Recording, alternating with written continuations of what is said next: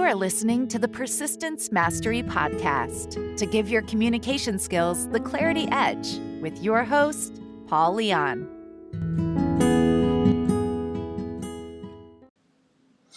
Welcome back to the podcast. Today we're going to cover the objection on how to secure selling quotas, or even just around the topic of I don't have time.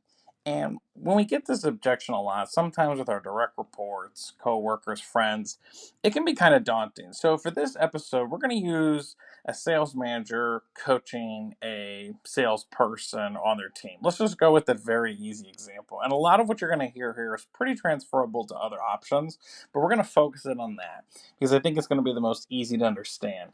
So let's say you have a direct report who says, well, I don't really have a lot of time, or I'm struggling to balance my priorities. And this happens. It's totally normal. When life happens, priorities sometimes suffer. And it's important for us as teammates or managers is that somebody who reports to you is not somebody who is your servant. They're a member of your team. I was on a call when someone said, my team, my team, my team. They're not your team. You work with that team and you have the honor to work with the team. So let's just close that gap if that's what the mindset is. But now let's get back into the heart of this episode.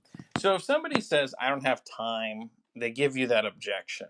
What they're really saying is, I'm imbalanced. So we have to kind of work with them to help them get there on their own. And instead of just giving them that advice directly, asking some questions and getting them there on their own is really most effective if you can try to lean into that idea. Now, so let's say somebody says, I don't have time, and let's go with a salesperson example. The first thing I would do is I say, okay, well, let's put aside that idea for a second.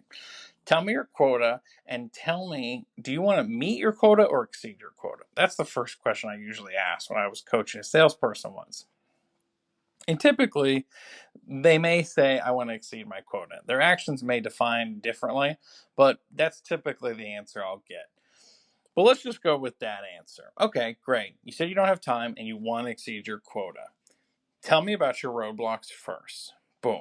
And then let's get that on the table. Now, what I typically do is I'll start to ask questions such as, well, how many appointments would you say a week you need to get there? And they'll say, well, I need at least 5 quality appointments a week to get 20 quality appointments a month. Fantastic. And how long would you say those appointments are? Let's exaggerate that number. And they'll say about an hour, okay, give or take. And I'll go, okay, great. Now, how do we generate that? Are your expectations us, or are you going to have a hand in the generation of those consultative meetings? And a lot of the time they want a cooperative relationship, which is totally fair. Great. But let's say your part in this is 200 calls a week. Is that a fair number? Absolutely. So the average call is about 3 minutes per cold call or follow-up calls. But let's just go with 4 minutes to exaggerate. All right. So you've told me that you need 5 quality appointments at an hour. So that's 5 hours a week. We're already getting there. And the average call takes about, let's just say 4 minutes, and you need to do 200 calls a week. So that's about 13 hours more, give or take. Okay. So let's say, to be more accurate, 13.33 if you were to punch into a calculator. And they'll say, yeah, absolutely. All right, great. Now, one of the things I'm very big on is I recommend a 24-hour follow call to every consultation, whether somebody buys or not. And let's just say that takes you an additional 20 minutes, 4 times 5, right? And I go, okay. There's also the action of people who don't buy. That's just the way it is. There's going to be some people, doesn't matter how good you are of a salesperson, doesn't matter how many books you read, there's always a failure factor.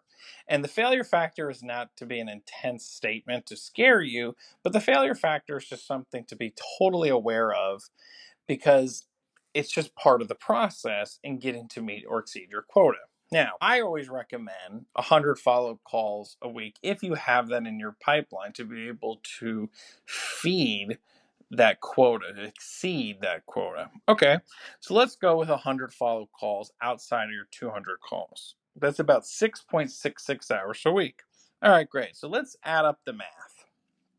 So 200 calls a week, 13.33 hours, 5 quality appointments a week, leading to 20 quality appointments a month. And then every follow-up call for those quality appointments, about 20 minutes, and then an additional 100 follow-up calls. That gives you 25.32 hours a week. And there's this pause that typically happens, and I'll go, look, I'm not trying to show you this math to scare you or say you did anything wrong. That is not my intention here. My intention here is to figure out with you, and I always am very big on saying with someone, with you, how we can find where the gaps are and close them. Because what I see is the sales actions and the time against it is less than a 40-hour work week, which gives you about a little over 15 hours or so to give back to you that you could use elsewhere or use in another area of the business to help you be more productive. And a lot of the time when I do this and we break down this and quantify it, a person will go, you know what? I wasn't looking at it that way. Or they'll say, yeah, but. And it's important that when they say, yeah, but, you don't get irritated, because this is a big trap a lot of task-oriented sales managers fall into. It's important for you to go, okay, I'm your manager, correct? Could you coach me on what am I missing here? That's it. Put the ball back in their court. And a lot of the times I've realized in conversations and one-on-ones and helping people elevate themselves to new heights in their communication skills is the more they hold the ball, the more effective they are at passing, at shooting, and they'll be able to score more points on their own. And when you can pass the ball more to your teammates, etc., the more they're able to score more points, hit those layups, 3-point shots, the more they hold the ball. Just statistically, even if you watch any sport, the team that typically has the ball the most is most favored to win. Well, if your direct report holds the ball the most, they have the most capability to win too.